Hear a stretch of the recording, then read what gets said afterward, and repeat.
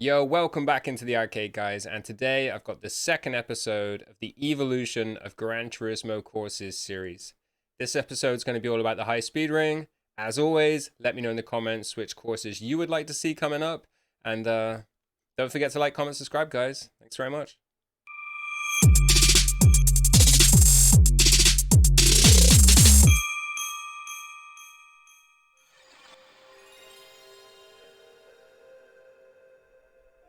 Oh yeah, I had to leave it in. Love a bit of nostalgia. Right, GT1 then, guys, 1997, and we're going to take to the high-speed ring in the Honda Integra, 197 brake horsepower. So here's the high-speed ring, 3,100 meters. And the third thing I notice about this course is always how pixelated the grandstand is. It literally is just a mash of multicolored dots. Those of you that aren't familiar with the old version of High Speed Ring, this is going to be quite a shock, but this is the original track. It bears no resemblance to the later versions. This kind of looks like it could be in a forest of Germany somewhere, rather than the modern location, which is on a dam in Japan. I must say as well, because I forgot to mention it in episode 1, I'm actually running GT1 and GT2 through my PlayStation 3, so it has actually got graphical smoothing turned on, and if you haven't noticed, it's actually got quite restricted draw distance. I'm not sure why, and I'm not sure if that was actually there on PS1. I would have to assume so, but yeah, take note there, guys. 53 seconds high speed ring in the Integra. I mentioned that because we're going to jump back in the Skyline, the same car I used last time for GT2. 276 brake horsepower, 4-wheel drive, GTR. Now, not much has changed from GT1 to GT2. As standard, just enhanced graphics. It does feel like the mechanics have been changed more than anything else.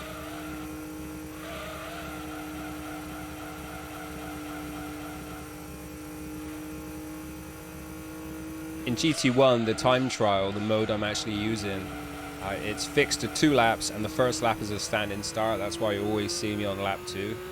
In GT2, you actually get a rolling start, but it just starts you at the start-finish line, and it's just rolling you across at 30 miles an hour, which is why you see the first lap is always much, much slower. So yeah, GT2, as you can see, not many graphical changes, but it does look a lot smoother overall.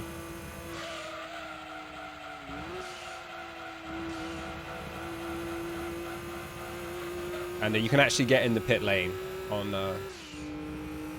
this version. It's not blocked off.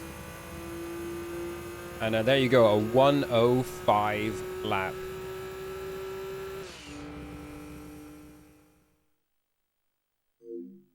That is over 12 seconds slower in a car that has 80 brake horsepower more. So we're going to be skipping on to GT4 now. If you haven't guessed, it's because GT3 does not include High Speed Ring as a playable course. We're gonna take a rip round in the Pennzoil GTR. So as you can see straight away, High Speed Ring has had a major overhaul and is much more recognizable as the track you know today. I would say it actually looks like the track has been moved rather than redesigned. It's the same shape, but it doesn't feel like it's in the same location. Definitely doesn't feel like it's in the forest of Germany anymore. And I'm not sure if we're supposed to know yet, but the track is now in Japan and is much definitely not a partially cleared forest. Other than its major overhaul, you'll notice that we have the bridge added in between turn 2 and turn 3. The S section, turn 3, turn 4, is no longer banked. And the pit lane entry has been moved to before turn 6, the last corner. And again, notice the lap time here. We're actually 3 seconds slower in a car that has 180 brake horsepower more.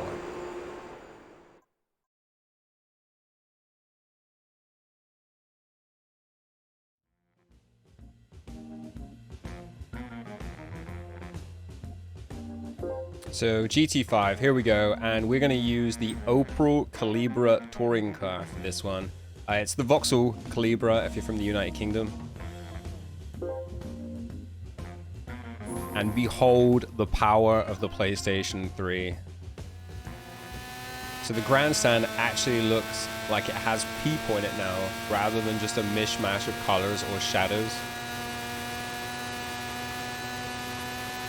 I must add as well quickly that GT5 is the first time High Speed Ring gets weather options.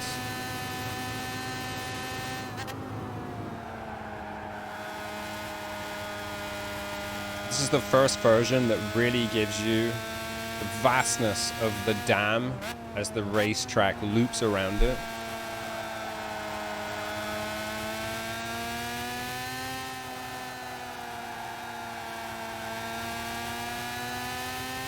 The interior of this tunnel really looks gorgeous, and the pit lane, blink and you miss it.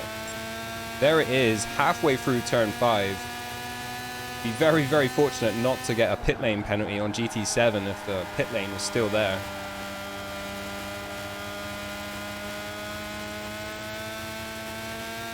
And there we are, the 500 brake horsepower Calibra getting a 106 time there.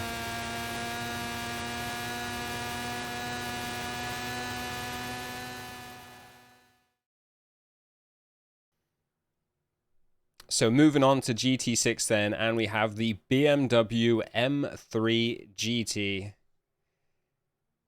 And again, staying on the PS3, but much enhanced graphics here.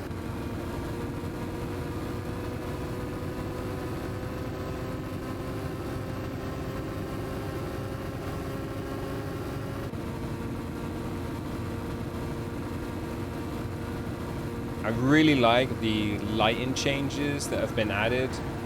This section of the track suddenly feeling dark because you've got the light in your face.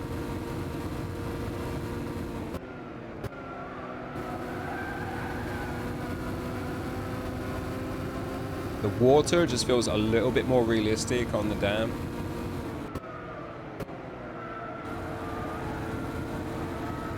And again, as the course twists and turns, I just really like those subtle light changes. But essentially we have the same track from GT5, not many improvements. Pit lane and still in its very obnoxious spot.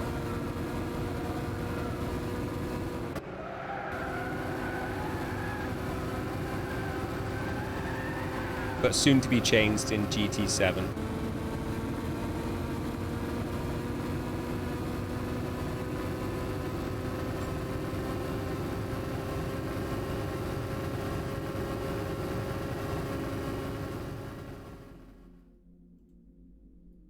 On to GT7 then, and we're going to take the Alpha 155 touring car around for a lap.